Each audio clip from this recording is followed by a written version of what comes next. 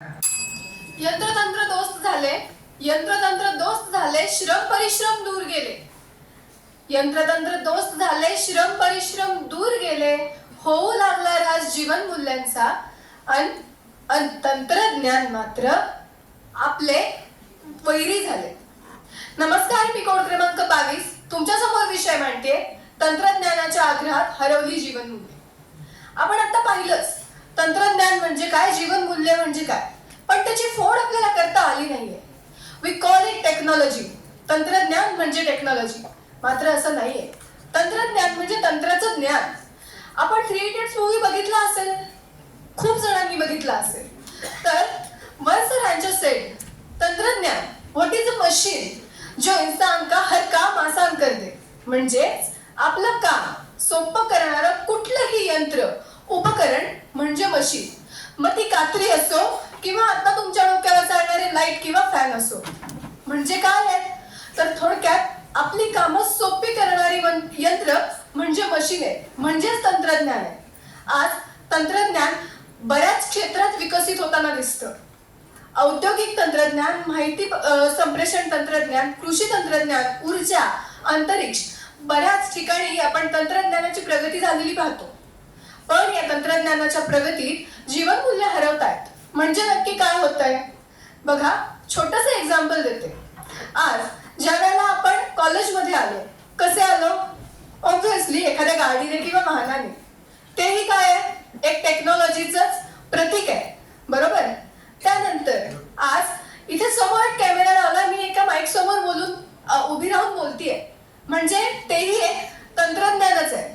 आणि हे सगळे फोटो, व्हिडिओ जिथे पोस्ट होणार आहे ते गुगल किंवा युट्यूब, इंस्टाग्राम, स्नॅपचॅट हे सुद्धा काय आहे, टेक्नॉलॉजीचाच भाग आहे, तंत्रज्ञानच आहे. पण या सगळ्या मागे आपण खूप छोट्या छोट्या गोष्टी विसरतो. नाण्याच्या जशा 2 बाजू असतात, तशाच प्रत्येक गोष्टीला पॉझिटिव्ह आणि निगेटिव्ह आस्पेक्ट्स हे असतातच. आपण कायमच निगेटिव्ह आस्पेक्ट कडे बघतो का, तर नाही. आपण आपल्या सोयीनुसार आपले आस्पेक्ट, म्हणजेच आपल्या सोयीनुसार आपण आपला दृष्टिकोन बदलत असतो. म्हणजे ज्या वेळेला तंत्रज्ञान आपल्याला उपयोगी पडणार आहे, त्यावेळेला तो आपल्याला मित्र आहे. आणि ज्या वेळेला ते तंत्रज्ञान आपल्याला घातक ठरणार आहे, त्यावेळेला तो आपला शत्रू आहे. आज आपल्याला स्पर्धेसाठी हा विषय दिलाय. का दिला असेल? कारण आज समाजात जी स्थिती दिसतीये आणि जी बिकट परिस्थिती आहे, त्यासाठी हा विषय या स्पर्धकांसाठी देण्यात आलेला आहे. पण जीवनमूल्य म्हणजे काय? जीवन मूल्य परत एकदा आपण फोड करून बघू. लाईफ व्हॅल्यूज म्हणजे आपलं आयुष्य ज्या व्हॅल्यूज वरती चालणार आहे, असे व्हॅल्यूज. मग प्रामाणिकपणा, सहकार्य, आदर, नम्रता ही सगळी जीवनमूल्य आहेत. श्रमप्रतिष्ठा हे जीवनमूल्य तर कुठेतरी लुप्त होत चाललंय. जे आज आपण ChatGPT वापरतो, त्यामुळं आपण आपली सर्जनशीलता स्वतः नष्ट करतोय. ChatGPT वाईट आहे का? तर नाही. जिथं गरज आहे तिथं ChatGPT वापरणं चांगली गोष्ट आहे. पण एक्सेसिव्ह वापर म्हणजे अति तेथे माती जसं आपण म्हणतो, तसंच एखाद्या गोष्टीचा खूप जास्त वापर ज्या वेळेला व्हायला लागतो, त्यावेळेला त्या गोष्टी आपल्याला घातक ठरायला लागतात. मग ही गोष्ट आपण लक्षात घेतो का? आज बघा, आपल्या घरात कपडे धुण्यासाठी वॉशिंग मशीन आहे, बरोबर. त्यानंतर एखादी गोष्ट बारीक करण्यासाठी ग्राइंडर, मिक्सर आहेत. आणि आपल्या आया, आपल्या बहिणी या हॉस्पिटलमध्ये जातात, दवाखान्यामध्ये जातात. कशासाठी? तर मला त्रास होतोय. काय त्रास आहे? सांधेदुखी आहे, कंबर दुखती आहे. मग हे कशाने होत आहे? तर जिथे पाटा वरवंटा वापरायचो तिथे मिक्सर आला. जिथे आपण हाताने कपडे धुवायचो किंवा खाली बसून फरशी पुसायचो, आज तिथे मॉप आले. आणि त्यामुळे हे सगळे त्रास आपल्याला होत आहे. म्हणजेच काय, आपण श्रमप्रतिष्ठा जसे विसरत चाललोय, जसं श्रमप्रतिष्ठेचं मूल्य आपण विसरतोय, तसे आपल्याला त्रासही होत आहेत. मग ज्या वेळेला आपल्याला या जगात जगायचंय किंवा या जगात वावरायचंय, आपण म्हणतो की आपण सहकार्य केलं पाहिजे. आणि हे सहकार्य आपण फक्त ऑनलाईन करतो. म्हणजे व्हॉट्सअपवरती मेसेज येतो, त्याच्या खाली लिहिलेलं असतं, हा मेसेज पुढे 10 जणांना पाठवा. हे आपलं सहकार्य. हे आपण जे काही करतोय, या गोष्टी आपण लक्षात घेतो का, की आपण नक्की कुठल्या दिशेला चाललोय? मान्य, देश प्रगत होतोय, तंत्रज्ञान प्रगती करतंय, पण या प्रगतीच्या नादात आपली अधोगती काय होते हे आपल्याला लक्षात येत आहे. आज ज्या वेळेला आपल्याला मेसेज करायचा आहे, कोणालाही मेसेज करताना मेसेज मध्ये सुद्धा अरोगन्सी असू शकते हे आपल्या लक्षातच येत नाही. म्हणजे एखाद्या गोष्टीसाठी आपल्या गुरुवर्यांना, आपल्या मित्राला, आपल्या आई वडिलांना मेसेज करण्यामध्ये सुद्धा पोलाइटनेस असला पाहिजे, म्हणजेच नम्रता असली पाहिजे हे आपल्या लक्षातच येत नाही. म्हणजेच पुन्हा एकदा नम्रता हे जीवनमूल्य आपण विसरतोय. एखाद्याला आपल्याला काहीतरी गोष्ट मागायची, मला या नोट्स पाठवून दे, त्याच्यामध्ये प्लीज, रिक्वेस्ट या गोष्टी आहेत नाही आहेत. पण ज्यावेळेला आपण जुनं युग बघतो किंवा आपले आई वडील बघतो तर ते आपल्याला कायम सांगतात की माणसानं कसं नम्र असलं पाहिजे, मोठ्यांचा आदर करायला पाहिजे. पण हे तंत्रज्ञान आपल्याला जिकडे घेऊन चाललंय त्या दिशेने जाताना माणसाची आर्थिक प्रगती मात्र नक्की होईल, पण माणसाची मानसिक, बौद्धिक आणि माणसाची सार्वजनिक म्हणजे सर्वांगीण प्रगती व्हायची असेल तर ही जीवनमूल्य जपणं आणि आपण काय करतोय आणि आपण कुठे चाललोय हे आपल्याला कळणं खूप जास्त महत्वाचं आहे, जे आज आपण या समाजात, या दुनियेत विसरत चाललोय. मला शेवटी जाता जाता इतकंच सांगावंसं वाटेल की तंत्र यंत्र मित्र करा, तंत्र यंत्र यांना मित्र करा, पण स्वतःचं आयुष्य आणि स्वतःचं जीवन फुलवण्यासाठी सुद्धा प्रयत्न करा. स्वतःचं आयुष्य आणि स्वतःचं जीवन फुलवण्यासाठी सुद्धा प्रयत्न करा. धन्यवाद. कोड क्रमांक 22 साठी लागलेला वेळ आहे 6 मिनिटे 31 सेकंद. 6 minute 31 second. पाठीमागच्या विद्यार्थ्यांनी शांत बसायचं. स्पर्धक कोड क्रमांक 35 त्यांनी निवेदन टेबल जवळ यायचं आणि चिठ्ठी काढून द्यायची.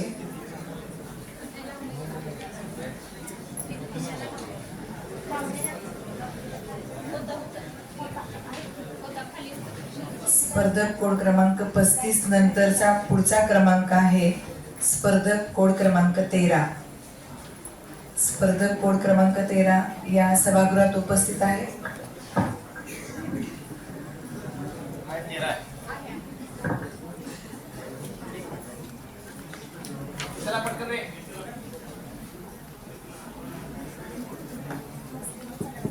बाहेर जाणाऱ्या विद्यार्थ्यांनी शांततेत बाहेर जायचंय, कारण या ठिकाणी स्पर्धा सुरू आहेत आणि स्पर्धेसाठी विद्यार्थी तयारी करून आलेले आहेत. आपण त्यांना आपल्या शांततेतनं सहकार्य करायचंय.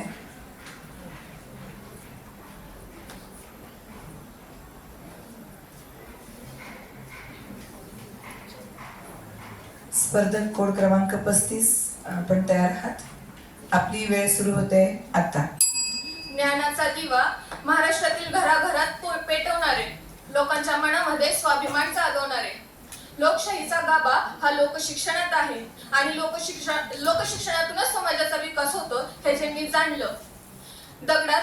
देव दगडात नसतो, देव माणसात असतो हे जे निहेरलं ते आणि शतकानुशतके अज्ञानाच्या दारिद्र्याच्या अंधकारात खितपत पडलेल्या महाराष्ट्रातील बहुजन समाजात ज्ञानाचा प्रकाश निर्माण करण्याचं काम ज्या तेजस्वी ज्ञानसूर्यानं केलं तो तेजस्वी ज्ञानसूर्य म्हणजे पद्मभूषण डॉक्टर कर्मवीर भाऊराव पाटील यांच्या तेजस्वी पवित्र दिव्य अशा कार्यावर प्रकाश टाकण्यासाठी मी स्पर्धक कोड क्रमांक 35 आपल्या समोर विषय मांडते. कर्मवीरांची विचारसरणी आणि आजची शैक्षणिक संस्कृती. अण्णांसमोर पारतंत्र्य हटवण्याचे 2 मार्ग होते. पहिला म्हणजे राजकीय चळवळीचा आणि दुसरा म्हणजे समाजसेवेचा. अण्णांकडे सुखात लोळण्याची संधी असूनही अण्णांनी पणतीप्रमाणे मंदपणे कणाकणाने जळून प्रकाश देण्याचे समाजसेवेचे आणि शैक्षणिक कार्य स्वइच्छेने स्वीकारले. अण्णांच्या शैक्षणिक विचारसरणीला हात घालायचा म्हटलं तर आज खरं तर शिक्षणाच्या गाजरी पुंग्या मोडून पडताना दिसतात. महाविद्यालयांमधून आजच्या आधुनिक शिक्षण पद्धतीमध्ये खरं तर कृतिशील नागरिक उभे राहायला पाहिजेत, परंतु दुर्दैवाने बेकारांची फौजच बाहेर पडताना दिसते. मग त्यावेळी स्वावलंबनातून शिक्षण देणारी आणि शिकता शिकता स्वतःच्या पायावर उभा करणारी कर्मवीरांची स्वावलंबी शिक्षण पद्धती मला अतिशय महत्वाची वाटते. जनतेची सेवा करण्यासाठी महाराष्ट्रात जन्मलेल्या भाऊरावांनी जनतेचे मन व धन आपल्या निष्काम कृतीने मिळवले व ते त्याच जनतेसाठी वापरले. लोकशाही हे मानवतेचे अपत्य आहे.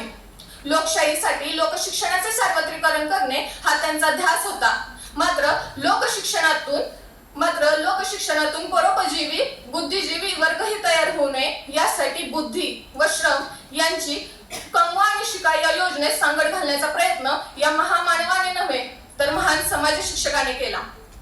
आजच्या काळातील शिक्षकांना अनेक मोठ्या वेतन श्रेणीप्रमाणे शासनाकडून 100% पगार मिळतो व ज्या संस्थेमुळे आपले अस्तित्व आहे त्या संस्थेसाठी किरकोळ त्यागही ते करावयास तयार होत नाही. अर्थात त्यास कारणही आहे. कारण आजच्या काळात संस्था चालकांनी त्यांच्या संस्थांना संस्थान बनवून टाकले आहे. ही सर्व सत्ता एका हाती एकवटली गेली आहे. शिक्षक केवळ वेतनाचे अधिकारी नोकर झालेत.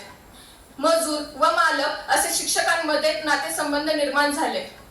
जनसेवा हीच ईश्वर सेवा हा भाऊरावांचा आदर्श असल्याने त्यांचे विद्यार्थी व शिक्षक तोच आदर्श स्वतः पुढे ठेवून संस्थेमध्ये कारभार चालवे. संस्था माझी आहे आणि मी तिच्यासाठी आहे ही भावनाच आजच्या शिक्षकांमध्ये कुठेतरी हरवत चाललेली दिसते. खर तर उत्तुंग व्यक्तिमत्वाचे संस्थापकही आज निर्माण होत नाहीत. जे आहेत त्यांचा लोकसंग्रही थिटा आहे. कारण संस्था स्थापने म्हणजे स्वतःच्या गोतावळ्यांचे चरण्याचे कुरण तयार करणे आणि समाजसेवा करणे म्हणजे स्वतःच्या सगळ्या सोयऱ्यांची सेवा म्हणजे समाजसेवा. हे स्वरूप आजच्या शिक्षण क्षेत्राला लाभले आहे. म्हणूनच कारण की स्वार्थी आणि राजकीय अनुयायांच्या हाती या संस्था कृपाप्रसादाने आल्या. हे घडले आहे आणि हे घडतही आहे. म्हणूनच हे शिक्षण क्षेत्र इतर क्षेत्राप्रमाणे भ्रष्टाचाराने पोखरले गेले आहे.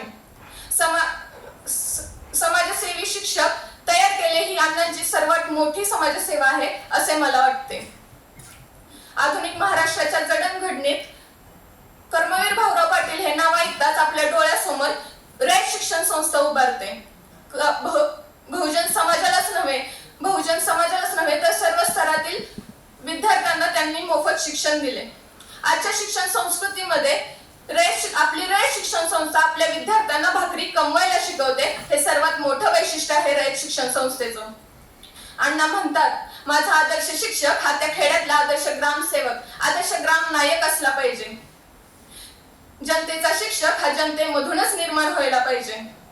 अण्णा म्हणतात, सामाजिक अन्यायाला ठेचणारा एक तरी तरुण विद्यार्थी माझ्या संस्थेत घडला तरी मी धन्य होईल. अण्णांनी त्यावेळी विचार केला होता 70-80 वर्षापूर्वी की माझे विद्यार्थी परदेशात जाऊन शिकले पाहिजेत आणि त्यांनी नुसता विचारच केला नाही तर त्यांनी बॅरिस्टर होण्यासाठी आपले विद्यार्थी पाठवले सुद्धा. आजच्या काळातील आपल्या विद्यार्थ्यांच्या डोळ्यासमोरचे पुष्पा ॲनिमल सारख्या चित्रपटातले नायक हे त्यांचे अनुकरण करतात. अरे अनुकरण करायचंच असेल तर इतिहासाच्या पानावर ज्याने स्वतःचं नाव नोंदवलं आणि दाढीला जेवढे केस आहेत त्याहीपेक्षा जास्त बहुजनांची मुलं शिकवीन असा निर्धार करणाऱ्या अण्णांचे तुम्ही अनुकरण करा असे मला वाटते. अण्णा म्हणतात, माझ्या रयतेमधलं शिकलेलं पोरग त्याचं पेन आणि रुग्ण याच्याशी नातं कधीच बिघडता कामा नये.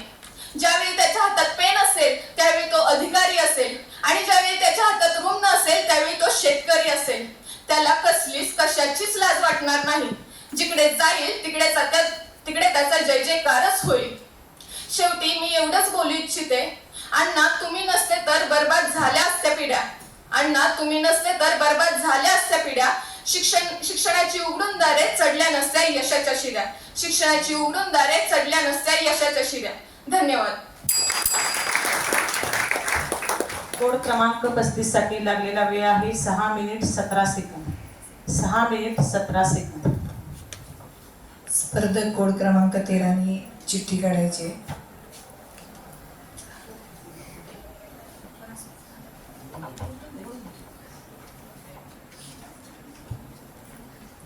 स्पर्धक कोड क्रमांक 13 नंतर पुढचा कोड क्रमांक आहे 40. या सभागृहात 40 नंबर उपस्थित असेल तर त्यांनी हात वरती करायचा आहे.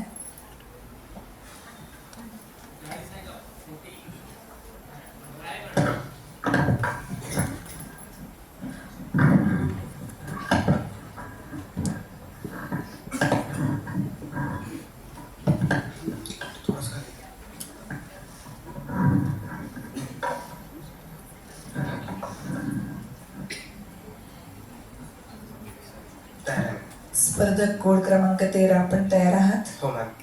आपली वेळ सुरू होत आहे आता. उंच भरारी गगन बिडावी, नीती मूल्ये जतन करावी, जपता अजपता जीवन मूल्ये, आयुष्याची कास धरावी, आयुष्याची कास धरावी. खरंच किती सुंदर ओळी आहेत त्या. उंच भरारी, प्रगती आणि त्यासाठी लागणारा बदल किती सहजपणे साध्य होतो यातून. एका पिढीतून दुसऱ्या पिढीत जाताना होणारा बदल हा ग्राह्यच आहे आणि त्यायोगे होणारा तंत्रज्ञानाचा बदल हा आपसुकच होतो. मी कोड क्रमांक 13 आणि माझा आजचा विषय तंत्रज्ञानाच्या आग्रहात हरवली जीवनमूल्ये.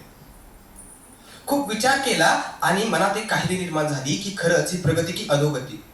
तंत्रज्ञानाच्या मुळे आज प्रत्येक मानवाचे जीवन सहज सोपे झाले आहे आणि हे आपण नाकारू शकत नाही. आज असे कोणतेही एकही आणि होणारही नाही असे एकही क्षेत्र आज या पृथ्वीतलावर अस्तित्वात नाही. बांधकाम, उद्योग, पर्यटन आणि वैद्यकीय क्षेत्रात तंत्रज्ञान पोहोचलेले आहे. रोबोटिक्स आले आणि जटिल शस्त्रक्रियाही सोप्या होऊ लागल्या. प्रत्येक जनरेशन ही त्याच्या मागच्या जनरेशन पेक्षा विचाराने बदलली जाते आणि ते झालेच पाहिजे. कारण सॉफ्टवेअर अपडेट केले नाही तर सिस्टीम स्लो होते आणि विचार अपडेट केले नाही तर जीवन. क्या खूब कहा है किसी शायर ने, बदल जाओ वक्त के साथ या फिर वक्त को बदलना सीखो. बदल जाओ वक्त के साथ या फिर वक्त को बदलना सीखो. मजबूरियों को मत कोसो, हर हाल में चलना सीखो. म्हणूनच मानव मोठ्या प्रमाणावर तंत्रज्ञानाचा वापर करू लागला. पण जसं प्रत्येक नाण्याला दोन बाजू असतात तसं तंत्रज्ञानामुळे होणाऱ्या दुष्परिणामांना दुर्लक्षित करून चालणार नाही. तंत्रज्ञानाच्या जोरावर मानवाने मोठमोठे कारखाने बनवले व त्यातील दूषित पाणी हे त्याने नदी नाल्यांमध्ये सोडले. तेच नदी नाल्यांमधील दूषित पाणी माझा बळीराजा शेतीसाठी वापरू लागला आणि त्याचमुळे कॅन्सर सारखे भयानक आजार डोके वर काढू लागले. आज प्रत्येक देशात दुसऱ्यापेक्षा वरचढ होण्यासाठी जणू काही स्पर्धा सुरू आहे. त्यामुळे क्षेपणास्त्रे, बॉम्ब, मिसाईल हल्ले केले जातात आणि त्याचबरोबर मोठमोठे विषाणू तयार केले जातात. कोविड-19 हा त्याचाच एक प्रकार. माणूसच माणसाचा भक्ष झाला आणि ह्यात भरडली गेली ती सामान्य जनता. माणूसच माणसाचा भक्ष झाला आणि यात भरडली गेली ती सामान्य जनता. म्हणूनच आज मला असे वाटते की technology used without hatred is a tool for creation. Technology used without hatred is tool for creation, but technology used with hatred is a weapon that can cause only destruction. आज प्रत्येक क्षेत्रात तंत्रज्ञान आले आहे, त्याचबरोबर त्या क्षेत्रात AI सुद्धा आले आहे. प्रत्येक क्षेत्रात AI ने आपले पाय भक्कमपणे रोवले आहेत आणि त्याच AI ची आपत्ती असलेली क्यू-स्टार टेक्नॉलॉजी आज भारतात येऊ पाहत आहे.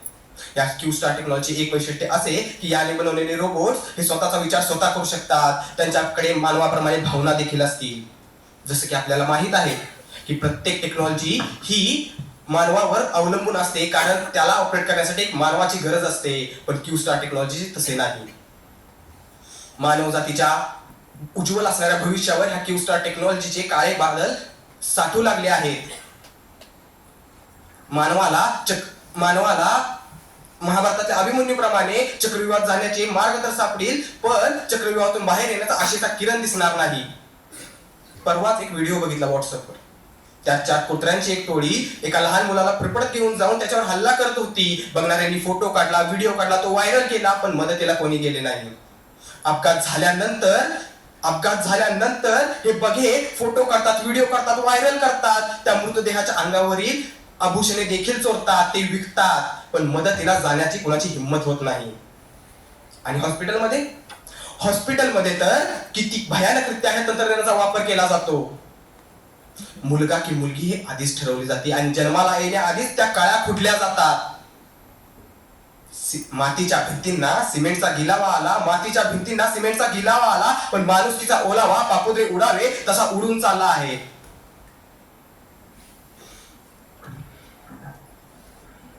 आज प्रत्येक क्षेत्रात जसं AI पोहोचलं आहे तसं तंत्रज्ञान देखील पोहोचलं आहे. पण आज मला विचारावं वाटतं की फ्लॅट सिस्टीममुळे जसं प्रत्येक घर एकमेकांच्या जवळ आलं तशी माणसे हृदयाने एकमेकांच्या किती लांब गेली हे कोणी विचार केलाय का? आज जीवसृष्टीचा हाल होत आहे. प्लास्टिकमुळे जीवसृष्टी बर्बाद झाली. त्याचबरोबर हे क्षेपणास्त्रे, अणुबॉम्ब ह्यांच्या रेडिएशन्समुळे कितीतरी देश हे निर्मनुष्य झाले. हिरोशिमा, नागासाकी हे त्याचेच एक उदाहरण. का ती टेक्नॉलॉजी नव्हती? आज कितीतरी टेक्नॉलॉजी अशा आहेत ज्या स्वतः ज्या जीव वाचवू शकतात आणि कितीतरी अशा आहेत ज्या जीव घेऊ शकतात. स्वार्थासाठी जगणारा माणूस पुन्हा चुकला, स्वार्थासाठी जगणारा माणूस पुन्हा चुकला. निसर्ग बदलले, निसर्ग ही कोपले आणि सृष्टी चक्रही बदलले. निसर्ग ही कोपरे, सृष्टी चक्रही बदलले. दुष्काळ आला, दुष्काळ आला पावसाचा, दुष्काळ आला हिरव्या पानांचा, दुष्काळ माणुसकीचा आणि बळी मुक्या जनावरांचा.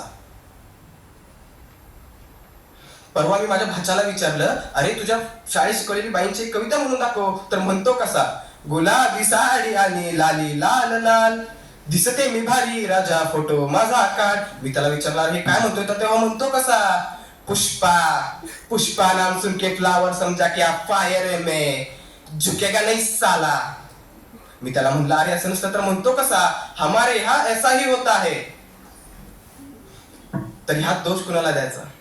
तंत्रज्ञानाच्या आग्रहात हरवत चाललेले जीवन मूल्ये म्हणजे समता, न्याय, बंधुता, प्रेम, माया, आपुलकी, माणुसकी असे इतर ही जीवन मूल्ये जर आपण शोधली नाही तर मानव जातीचा आणि ह्या पृथ्वीचा विनाश अटळ आहे. जाता जाता एवढेच मला आठवते,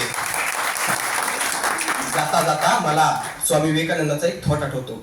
बी bold, be strong, be bold, be strong and take whole responsibility on your own shoulders and you know that you are creator of your own destiny. धन्यवाद.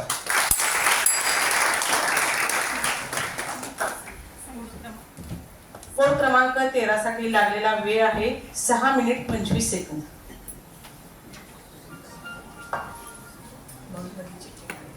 स्पर्धक कोड क्रमांक 40 एक चिठ्ठी काढून देत आहे. स्पर्धक कोड क्रमांक 40 नंतरचा पुढचा स्पर्धक कोड क्रमांक आहे 42.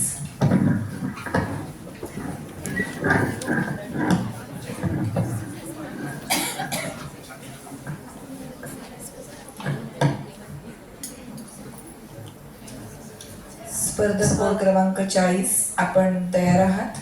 कोड दिसला पाहिजे सर. कोड दिसला पाहिजे, ओढणी पाहिजे. स्पर्धक कोड क्रमांक 40 आपण तयार आहात? माईक व्यवस्था आपली आहे? आपली वेळ सुरू होत आहे आता.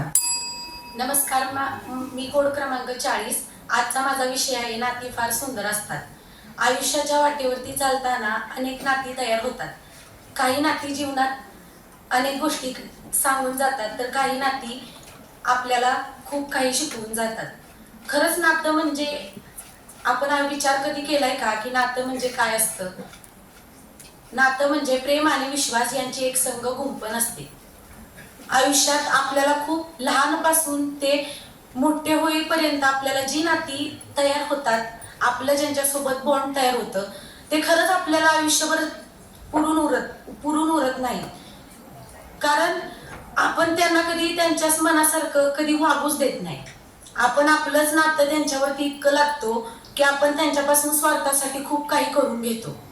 खरंच आपल्या आयुष्यात आपण त्यांच्यापासून स्वार्थ साधण्यासाठी नातं जोडतो का, ह्याचा विचार कधी केलाय का? आपल्या आयुष्यामध्ये आपल्याला खूप माणसे भेटतात.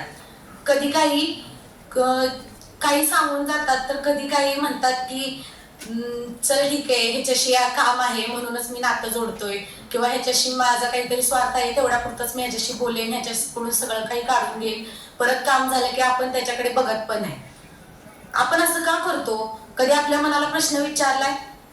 नातं एक इतकी सुंदर भावना आहे की आपण आपल्या नात्यांमध्ये इतकं गुंतून गेलं पाहिजे की जर स्वतःहून दुसरा जर आपल्याला एक छान काहीतरी भेट देत असेल, त्यांचे विचार, त्यांचे बोलण्याची पद्धत, त्यांच्यासोबत राहिलेला सहवास केलेले गोड क्षण, ह्याची आपण का नाही साठवणी करत? आपल्या आयुष्यामध्ये आपण अनेक वेळा कधी अडखळलो, कधी चुकलो, कधी काही केलं तरी आपले आई वडील आपल्याला सोडून देतात का? कारण त्यांचंही आपल्याशी काहीतरी नातं निर्माण झालेलं असतं ना.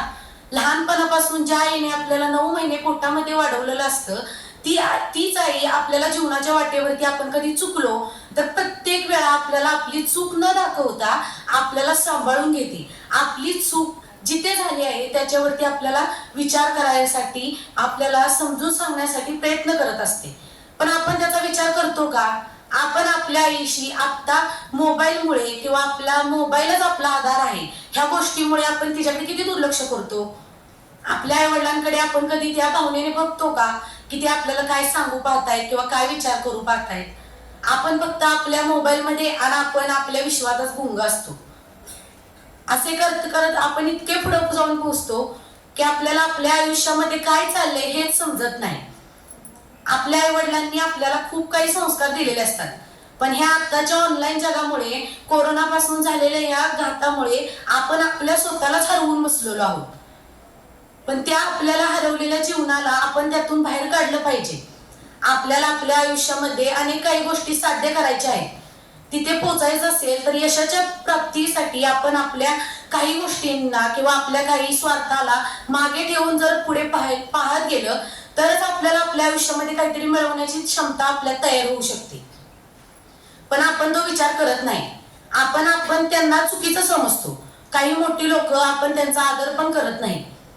ते काही 4 गोष्टी सांगायला लागले की चल हा नेहमीच सांगत असतो, हा असंच करतो. आपण अशा गोष्टींमध्ये इतकं गुंतून जातो की त्यांच्याकडे दुर्लक्ष करून जातो. आपण म्हणतो की काय आहे, आपली मैत्रीण आहे, आपले मित्र आहेत, आपले नाही कोणी भेटलं तरी आपलं इन्स्टा आहे, आपलं कोण व्हॉट्सअप आहे, आपण त्याच्यावरती सगळ्यांशी बोलू शकतो. पण आपण असं करण्यापेक्षा जर आपले आई वडील आपल्याला काय सांगतायत किंवा आपले इतर सगळेजण असतात ते आपल्याला काय सांगू पाहतायत, आपण त्यातून बाहेर येण्यासाठी ते काय काय प्रयत्न करतायत, हे आपण आपल्या मनाशी एकदा बोलून एकदा त्यातून काहीतरी करून दाखवण्याची क्षमता ठेवली पाहिजे. आपल्या शिवाजी महाराजांसारखे इतके मोठे थोर नेते आपल्याला लाभले होते, पण आपण त्यांचं काहीतरी आपण गुण घेतलेत का?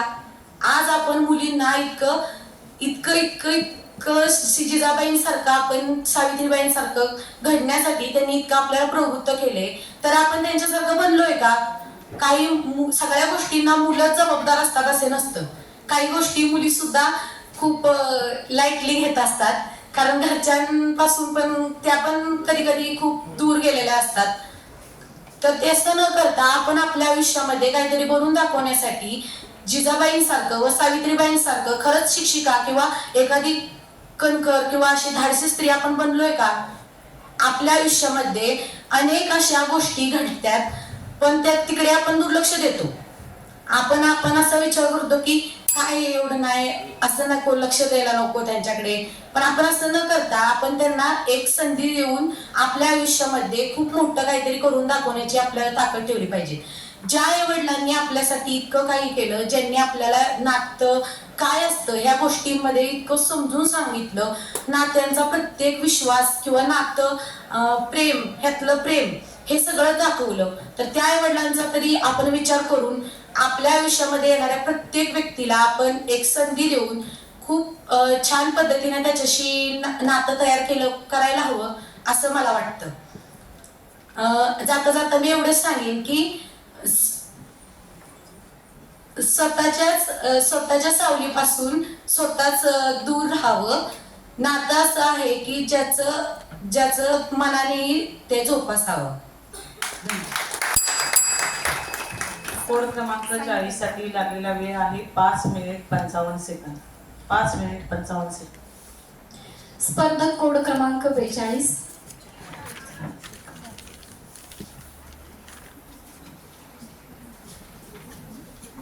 पुढील स्पर्धक कोड क्रमांक आहे 10. उपस्थित आहात का हॉलमध्ये? ओके. हॅलो. स्पर्धक कोड क्रमांक 42. आपण तयार आहात? स्पर्धक कोड क्रमांक 42. आपली वेळ सुरू होते आता. सह्याद्रीच्या दरीखोऱ्यात जेव्हा अज्ञानाचा अंधकार पसरत चालला होता, दीनदलित बहुजन समाज अज्ञानाच्या खोल गर्तेत रुतत चालला होता, अशा या समाजाला ज्ञानगंगेच्या तीरावर आणण्यासाठी ज्यांनी आपल्या आयुष्याची गंगा खर्च केली, असे थोर तपस्वी शिक्षण महर्षी पद्मभूषण डॉक्टर कर्मवीर भाऊराव पाटील यांच्या स्मृतीस अभिवादन करून मी स्पर्धक कोड क्रमांक 42 आपणासमोर विषय मांडतीये. नाती फार सुंदर असतात. खरंच ईश्वराने ज्याला माणूस म्हणून पृथ्वीवर धाडलं त्याला खरंच माणूस म्हणता येईल का? किंवा ज्या माणसाला पृथ्वीवर धाडलं त्याला आयुष्याचा खरा अर्थ समजलाय का? खूप पूर्वीची गोष्ट, जेव्हा माणूस रानावनात एकटा राहत होता तेव्हाची. मुळातच माणूस हुशार, त्याला बुद्धीचं वरदान लाभलं होतं, पण तरी देखील त्याला एकटेपणा भेडसावत होता. त्याने देवाला एक मागणी केली आणि देवाने त्याला नात्यांचं वरदान दिलं. आणि म्हणूनच माणूस हा इतर प्राण्यांहून वेगळा ठरला तो केवळ त्याच्या बुद्धिचातुर्यामुळे नाही, तर इतरांपेक्षा फक्त सुरक्षेसाठी कळपात न राहता त्याने नाती जपायला सुरुवात केली. नात्यांची गुंफण तो करत गेला आणि त्यातूनच आई वडील, नवरा बायको, मित्र, भाऊ बहीण यांसारखी नाती जन्माला आली. खरंच असं म्हणतात की देव सर्वत्र पोहोचू शकत नाही, म्हणूनच त्याने आई निर्माण केली. याचंच एक उदाहरण म्हणजे महाराष्ट्राचे राज्यपाल के शंकर नारायणन. त्यांना त्यांच्या राजकारणाच्या कारकिर्दीत त्यांचा आईचा वाटा खूप मोलाचा होता.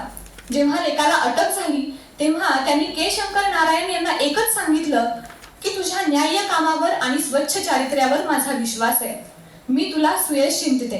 खरंच आईचे हे शब्द हे मंत्र असतात, ते कोणत्याही महापुरातून तारून नेतात. म्हणूनच की काय, आईला सोशिकतेचं समर्पणाचं वरदान लाभलंय आणि हे करत असताना आई स्वतःलाच बजावत असते, सोसरे तू माझ्या मना सोसण्याचा भार होतो, सोस तू माझ्या मना सोसण्याचा भार होतो, सूर साधतो ताल जेव्हा भार त्याचा दूर होतो. खरंच आईच्या सोशिकपणाची जाणीव करून देणारे बाबा बोरकरांचे हे शब्द.